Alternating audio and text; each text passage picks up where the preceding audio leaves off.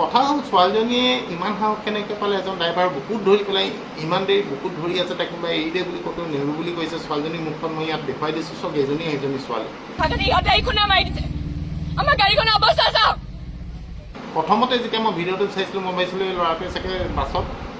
ছোৱালী গাত হাত দিছে সেইটো কাৰণে এইটো হৈছে বুলি কৈ মই ভিডিঅ'টো স্কিপ কৰিলোঁ বোলো ইহঁতি মাৰেই খাব লাগে এনেকৈ ময়ো ভাবিছিলোঁ কিন্তু পিছত যেতিয়া ভিডিঅ'টো চাই দেখিলোঁ কথাচোন বেলেগ তেতিয়া মোৰ গাত লাগিছে কথাটো আচলতে আপোনালোকে নাজানো মই যিখিনিলৈকে গম পাইছোঁ গাড়ীখন আহিছিলে গোলাঘাটৰ পৰা নবোদয় নে কোনোবা এখন স্কুলৰ ষ্টুডেণ্ট গৈ পেলাই নগাঁৱলৈকে তো প্ৰথম কথা যেতিয়া গাড়ী এখন ৰিজাৰ্ভত আহে গাড়ীখনে কেতিয়াও দবাই নাহে খুব স্পীডত নাহে এটা কাৰণেই গাড়ীখনৰ যদি তেল বাচে ড্ৰাইভাৰজনে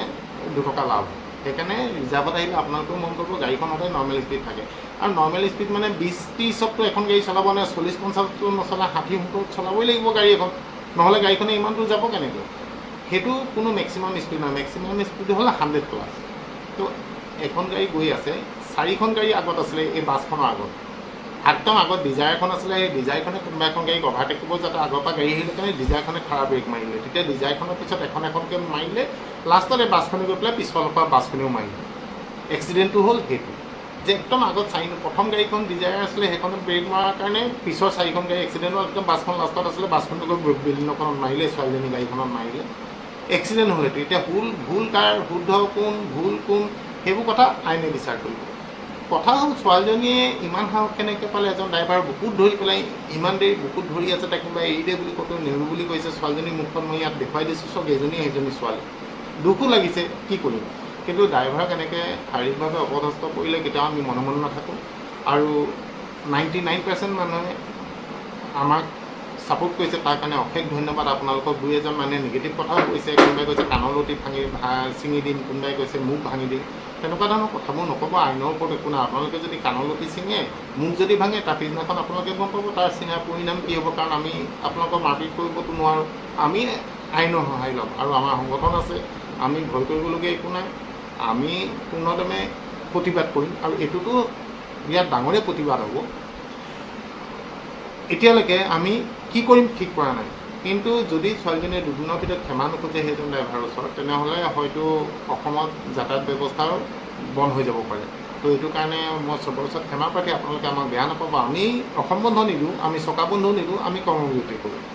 যে আমি গাড়ী নচলাওঁ যেতিয়ালৈকে ইয়াৰ বিচাৰ নহয় তেতিয়া কিন্তু আপোনালোকৰ কষ্ট হ'ব দুখ হ'ব তাৰ বাবে আমাক আপোনালোকে দুখ নিদিব কিন্তু এনেকুৱা ধৰণৰ যদি ড্ৰাইভাৰক অপমান কৰি থাকে আমি সদায় মাত মাতি যাম আমি আজীৱন মই মৰালৈকে মই মাত মাতিম আৰু আমাৰ মোৰ লগৰ গোটেই সংগঠনৰ যিমান ড্ৰাইভাৰ আছে সকলোৱে মাত মাতিব ৰাতিৰ পৰা এতিয়ালৈকে অহৰহ মোলৈ ফোন মেছেজ আহি আছে যে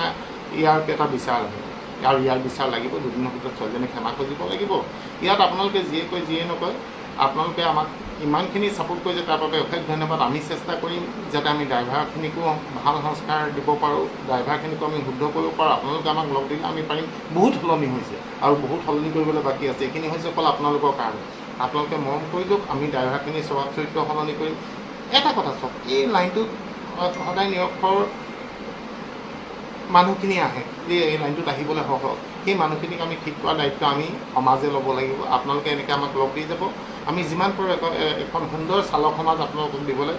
মই চেষ্টা কৰিম আৰু আমাৰ সংগঠনেই অহৰহ লাগি আছোঁ আমি চালকসকলক শুদ্ধ ৰূপত লৈ যাবলৈ আগতকৈ বহুত সলনি হৈছে আৰু বহুত সলনি হ'বলৈ বাকী আছে এনেকৈ আপোনালোকে আমাক সাহস দি যাব আমি কাম কৰি যাম কিন্তু 2 দিনৰ ভিতৰত যদি একশ্যন নহয় ছোৱালীজনীয়ে যদি মাত নোখোজে ক্ষমা নোখোজে তেনেহ'লে হয়তো অনাগত দিনত অসমৰ যাতায়াত ব্যৱস্থা বিকল হোৱাৰ চান্স আছে বাছখনে আমি